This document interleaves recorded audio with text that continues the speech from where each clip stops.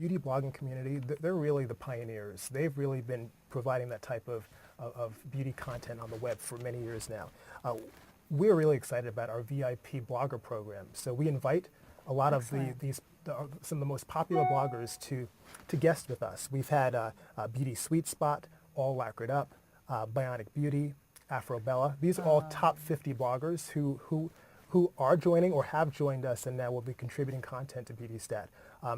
We believe it could be a win-win for all, and we welcome any blogger to guest with us and join us. So we think it's a really exciting partnership so that we can all grow together. That's great. That's, they're just fun and supportive. They've been very supportive with all the events and retweeting and talking about it. Absolutely, absolutely. I just, I've been feeling the love us too. on Twitter, and it is, thank you guys. It's excellent. It's fantastic. And let's talk about more of how you're growing the business. You started last year, and you over 1,200. Yeah, we're about 1,200 fans on Facebook. Twitter, forget it. You have almost 2,000 now? Yeah, and I'm very active on Twitter. And very active. I think Ted mentioned it best yesterday about really creating that type of interaction and engagement with your Twitter followers. It's not about just syndicating our content. Absolutely. It's about creating a relationship, and that type of relationship building that we've done has helped us. We help each other out, and that's what Twitter is for. And that's one of the things that have been really helped us to grow is our presence on Twitter. Certainly our fan base on Facebook is growing. Again, our VIP blogger program has helped us grow as well. We're doing some Facebook ads on Facebook. How's that going? It's going really well. Yeah. And that's been really driving a lot of interest in the application.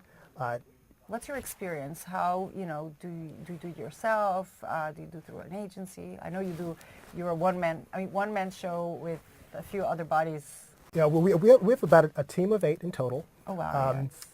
A lot of credit, I have to give a lot of credit to my editor-in-chief, Charu Suri, and she's also known on Twitter as @ButterflyDiary. She's been tremendous in terms of driving a lot of the breaking beauty news on BeautyStat. And we have a digital team called Dotbox. Butterfly Diary, does she have the big... She has a big picture. Butterfly picture. Pictures, yes. That's her icon. She's been with us since we launched. In the 2 months since we've launched, as I said, we have over 1,000 Facebook fans, tons of followers on Twitter. We have over 5,000 people have come through the application. Wow, signed so up. It's been a terrific response so far.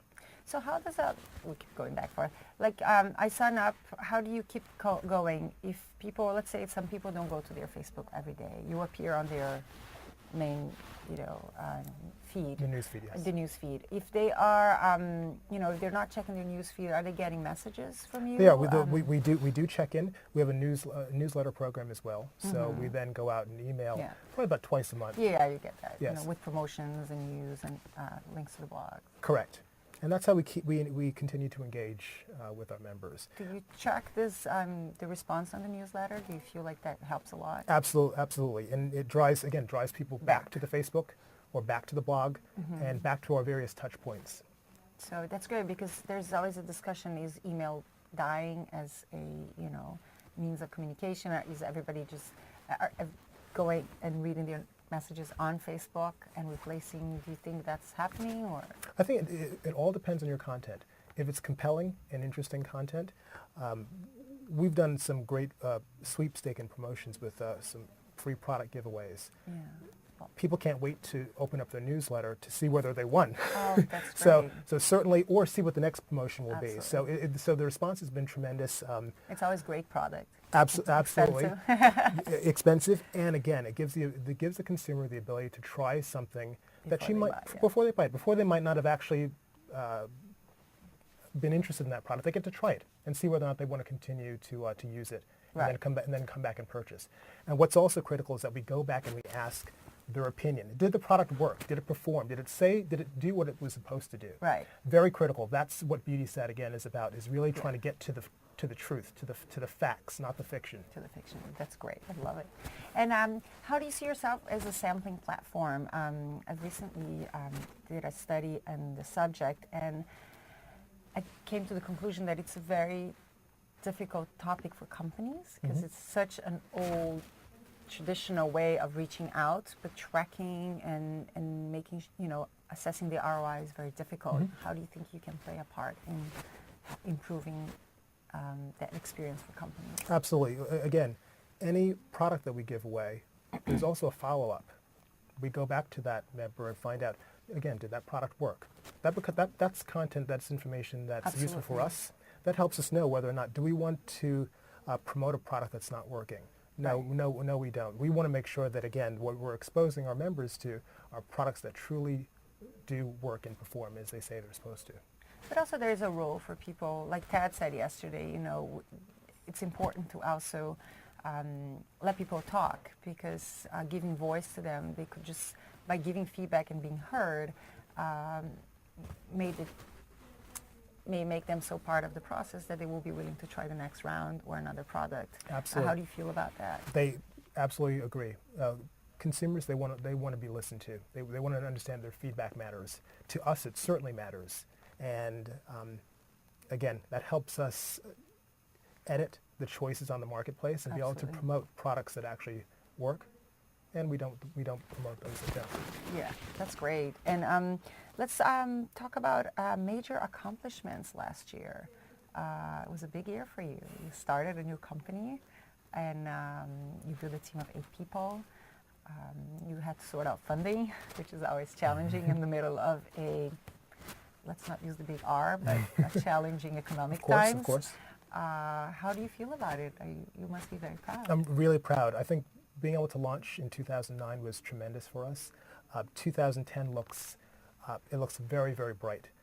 In terms of what we have coming up, we have some new celebrity guest experts, which I can't announce right now. But this guest expert is going to be huge. Yeah. Currently, Allure magazine I was fortunate to be chosen by Allure magazine as their resident beauty expert. So I have more work coming up with them for the spring and fall issues. How is that going to work? You're going to have a page, or? It'll be as is it online or print? It's both.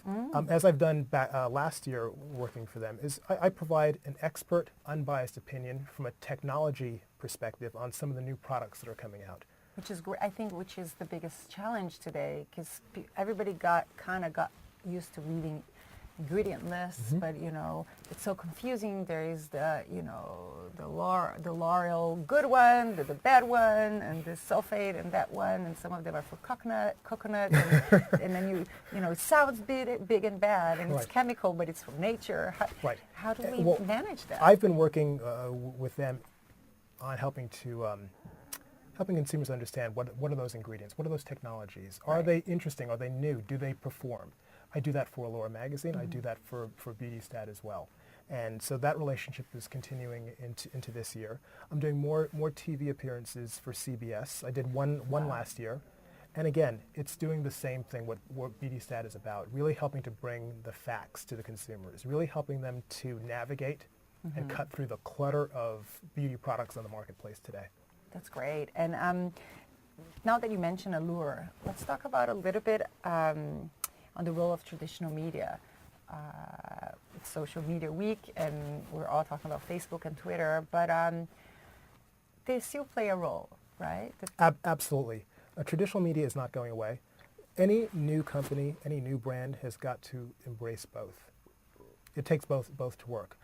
Right now, I think we're going through a leveling off period. Right. It's an evolution. I mean, it may not be, it's not going to look the same as, 5-10 years ago, in which we had everything curated by a top editor, and we would wait for, the magazine to arrive in the house or in the newsstand. Absolutely. But it's, there's always going to be a role for an expert opinion from an editor, and we don't know how it's going to look like, if it's going to be print or online, but I agree with you. I think it's very important that there's room for both. I mean, while I have this presence on Facebook, I'm still working with traditional media, with TV and the print magazines. So both are critical. And you feel that your audience is consuming the content in many ways, correct? Absolutely. And it's reaching those who are more traditional oriented, as well as those that have embraced the